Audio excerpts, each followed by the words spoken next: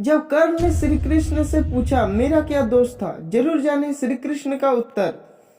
कर्ण ने श्री कृष्ण से पूछा मेरा जन्म होते ही मेरी माँ ने मुझे त्याग दिया, क्या अवैध संतान होना मेरा दोष था?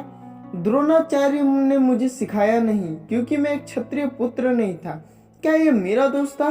परशुराम जी ने मुझे सिखाया तो सही, परंतु श्राप दे दिया कि जिस वक्त मुझे विद्या की सर्वाधिक आवश्यकता होगी मुझे उसका विस्मरण हो जाएगा, क्योंकि उनके अनुसार मैं एक क्षत्रिय नहीं था, क्या ये भी मेरा दोष था?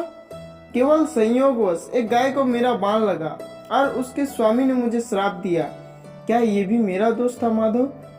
द्रौपदी के स्वयंवर में मेरा अपमान किया गया, माता कुंती ने मुझे आखिर में जन्म रहस्य बताया भी तो अपने अन्य बेटों को बचाने के लिए। जो भी आज मुझे प्राप्त हुआ है वो दुर्योधन से ही प्राप्त हुआ है, तो अगर मैं उसकी तरफ से लड़ूं तो क्या मैं गलत हूं, और गलत हूं भी तो कैसे? कृष्ण ने उत्तर दिया, कर्ण, मेरा जन्म भी तो कारागार में हुआ था। जन्म से पहले ही मृत्यु मेरी प्रतीक्षा में घात लगाई थी। जिस रात को मेरा जन्म हुआ उसी रात माता पिता से दूर कर दिया गया था। तुम्हारा बचपन तो रथ घोड़े धनुष और बाण के बीच की उसकी ध्वनि सुनने में बीता है। मुझे ग्वाला की गौशाला मिली, गोबर मिला और खड़ा होकर चल भी पाया, उसके पहले ही में कई प्राणघातक हमले मुझे झेलने पड़े।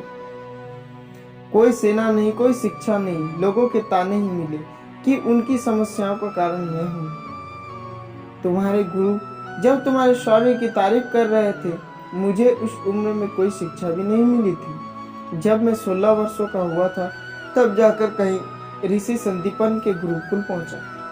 तुम अपनी पसंद की कन्या से विवाह कर सके। मैंने तो जिस कन्या से प्रेम किया वह भी मुझे नहीं मिली, और उनसे विवाह करना पड़ा जिन्हें मेरी चाहत थी या जिनको मैंने राक्षसों से बचाया था। मेरे पूरे समाज को यमुना के किनारे से हटाकर एक दूर समुद्र के किनारे बसाना पड़ा, उन्हें जरासंध से बचाने के लिए। रण से पलायन के कारण मुझे रणछोड़ भी कहा गया।